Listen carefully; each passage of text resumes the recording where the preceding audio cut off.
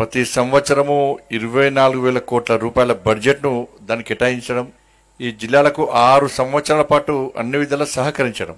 దానిలో తెలంగాణ రాష్ట్రంలో నారాయణపేట్, గద్వాల్, నాగర్ కర్నూల్, జనగాం జిల్లాలను తెలంగాణ రాష్ట్రంలో ఇలా కేంద్ర ప్రభుత్వం ఇలా ఎన్నిక సెలెక్ట్ చేసి సహకరించే ప్రయత్నం చేస్తున్నది. ఈ సందర్భంగా ప్రధానమంత్రి గారికి తెలంగాణ ప్రజల తరపున హృదయపూర్వక ధన్యవాదాలు తెలియజేస్తూ, దీని ద్వారా దాదాపు 1,70,00,000 మంది రైతులకు లబ్ధి చేకూర్చాలన్న ఉద్దేశంతో ఈ కార్యక్రమాన్ని ఈరోజు ప్రారంభించుకోవడం జరిగింది.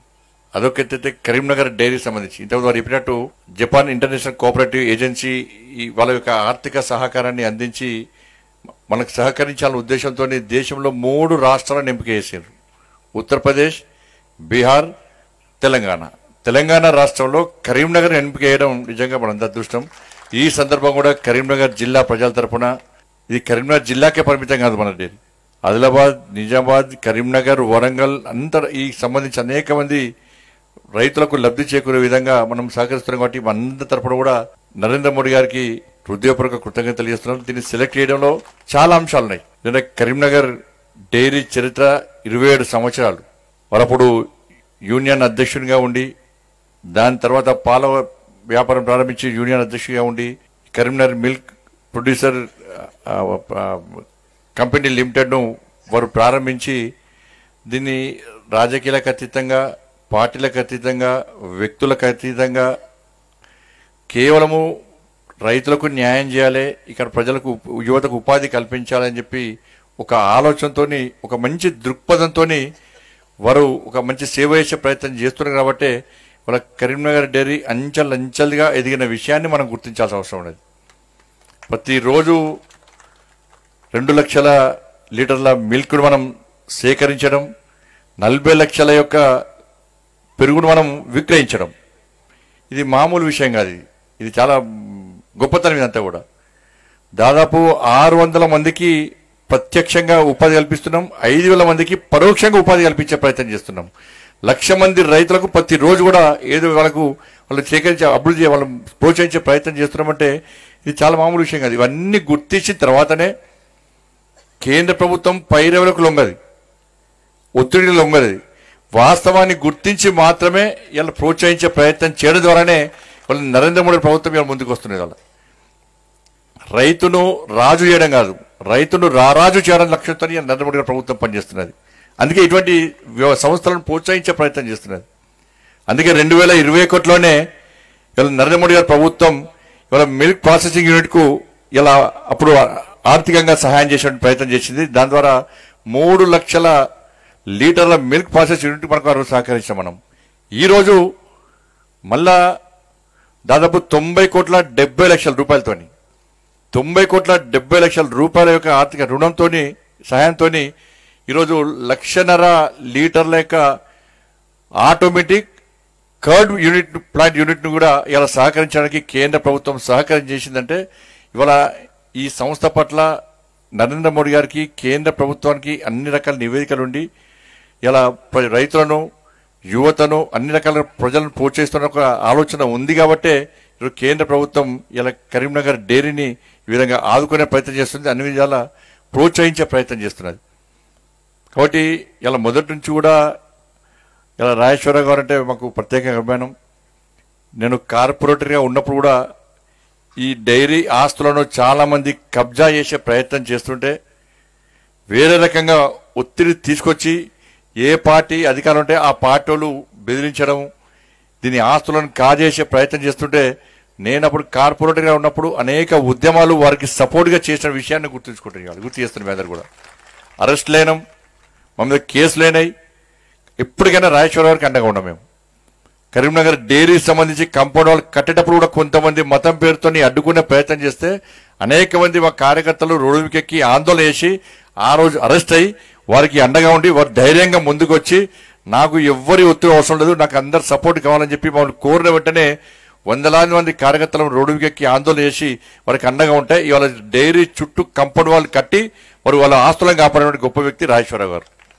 వాళ్ళ ఎల్లారెడ్డిపేటలో కూడా మన కంపెనీ సీజ్ చేసే ప్రయత్నం చేస్తే సీజ్ చేసిన తర్వాత జిల్లా గౌరవ కలెక్టర్తో మాట్లాడి సిరిసిల్ల అగ్రహారంలో సీజ్ చేస్తే కూడా వారు రాత్రి ఫోన్ చేస్తే నైట్ 12:30కి కలెక్టర్ గారితో మాట్లాడి లేదు సార్ ఈ రైతులకు సంబంధించినటువంటి సంస్థ, దీన్ని ఇబ్బంది పెట్టే ప్రయత్నం చేయొద్దు, ఎవ్వరు ఏ రాజకీయ ఒత్తిడి వచ్చినా కూడా మీరు తలగొద్దు, వెంటనే తీసేయండి అని చెప్పి వెంటనే తాళాలు ఇప్పిమంటే గంట లోపల కలెక్టర్ గారితో మాట్లాడి తాళాలు ఇప్పించిన రోజు మనం చేస్తుంది. అదే మనం లేదు.